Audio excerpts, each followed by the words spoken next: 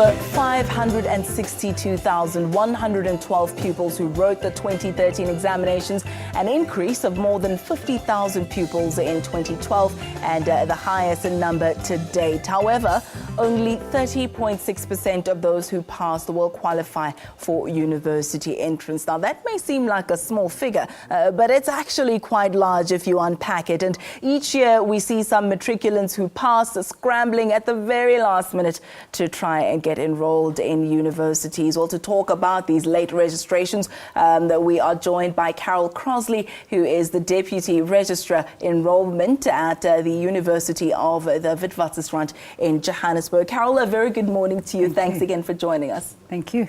Procrastination when it comes to registering at universities. We keep seeing that every year.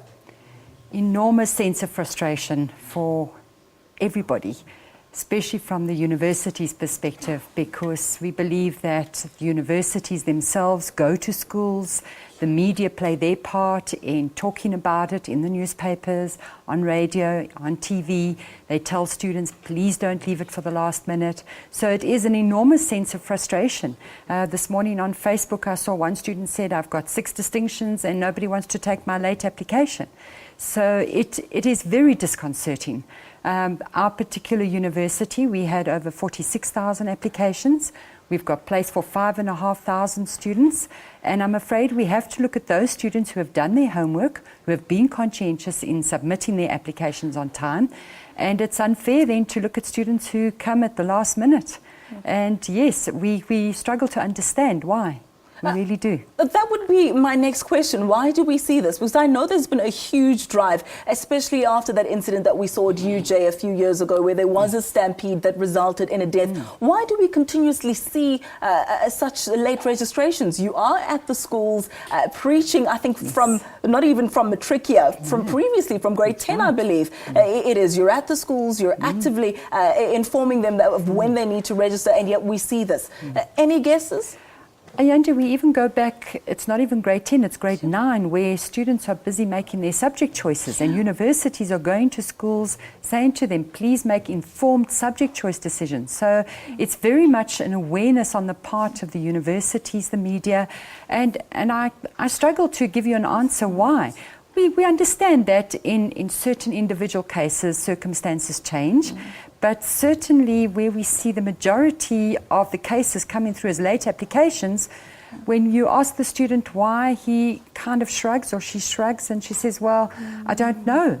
You know, so I'm afraid I can't give you an answer as to why this is the case. And I think the sense of most universities now where we are being strict, where we are saying to them, I'm afraid we cannot take in a late application because it's just not the right thing.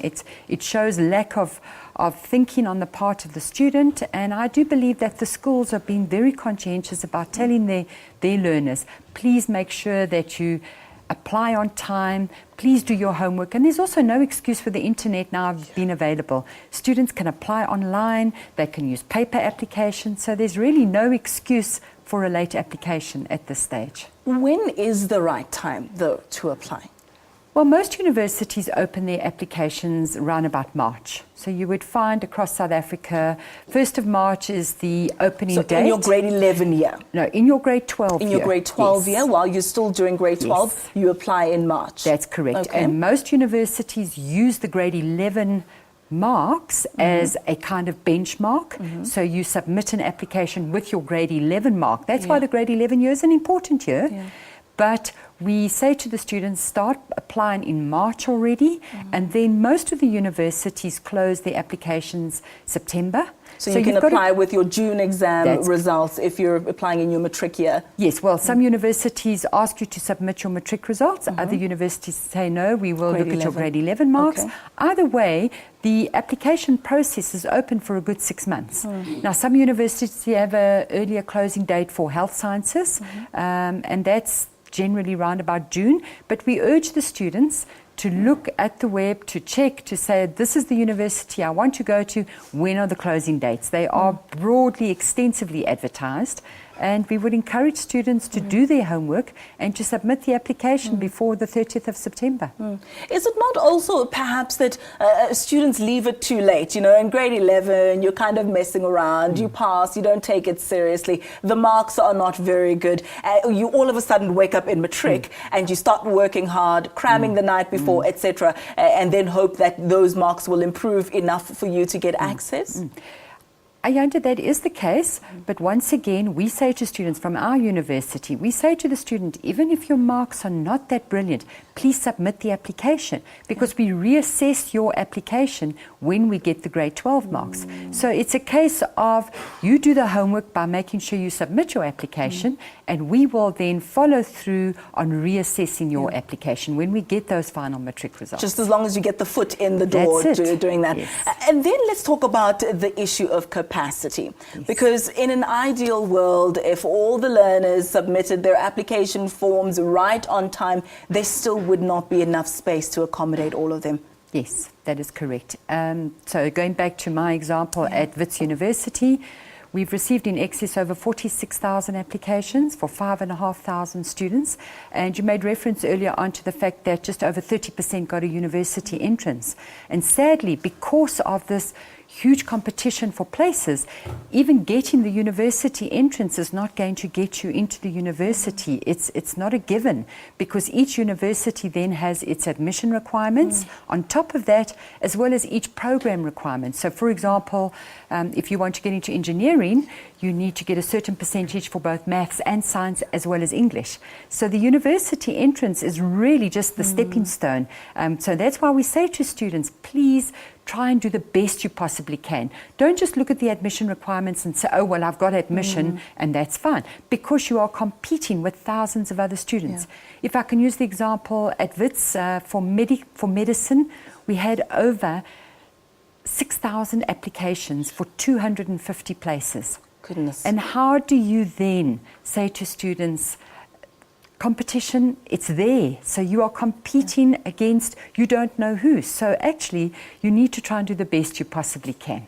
How do we resolve the issue of capacity, though? Do we need to build new or more universities? What do we do? Well, there certainly are the 2 new universities that are opening. So I think it's not just about universities. I think we need a collective approach to saying university is not the only option for students post-schooling.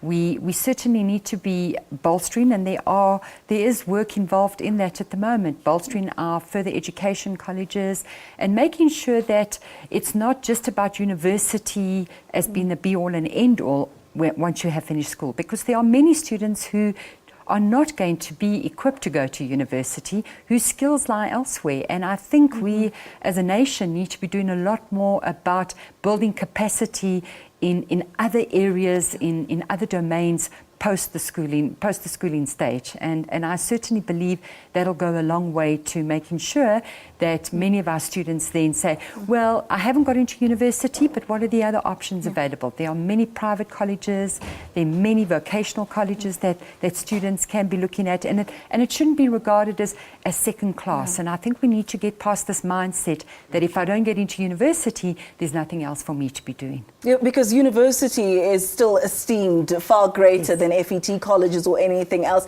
And there's so much pressure for one to go and study anything that you find so many of them drop out anyway, because they feel this is not what I wanted to study. I just felt so pressured to go to university and get whatever qualification I can get. So last minute you fill out the forms, you scrape through, you go there, and then you find it's not really what you want to do. And then that exactly is what you say. It translates then to poor success at university. So what we say to students, please make sure you do your homework, make informed decisions about the program that you're wanting to do. Is it the degree that you are passionate about? Is it something that you're interested in? Or is it because your parents are expecting you to do this particular degree? Or are you facing peer group pressure? That I must do a particular degree because that's what all my friends are doing. So I agree with you that we need to do the homework in terms of saying to students, what is it you are passionate about? Do your homework. do research. Make sure that in your grade 11, grade 12 year, do some job shadowing, talk to people in industry and find out what's happening there that kind of lights your fire as far as studying further is concerned.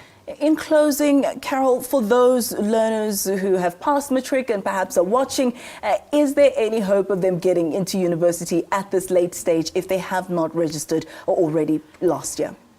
To be frank, honestly, no, they have left it too late. And I would then recommend that they look at their matric results and see whether it's good enough to get into university. If it's not, we would encourage them to do an upgrading program or a rewrite program. If not something like that, perhaps start off at a college or a kind of post-schooling institution that allows them to further their qualifications in some way and then reconsider applying the following year on time. Or perhaps even spend a little bit of time, getting into a job or getting something to do productive, a little bit of something that you can add on to your CV. Just be productive. Yes, just don't please stay at home and say, well, I didn't get into university, I'm just going to stay at home and try the next year, because the university will look at that and say, well, what have you done about your situation? Yeah, there we go. Thank you so much. Very insightful. Thank you again for joining us. And there you have it. So if for whatever reason you have not registered, your prospects of going to university are very slim for this year, but you can still make sure that you are productive and do something that will further you in life. Even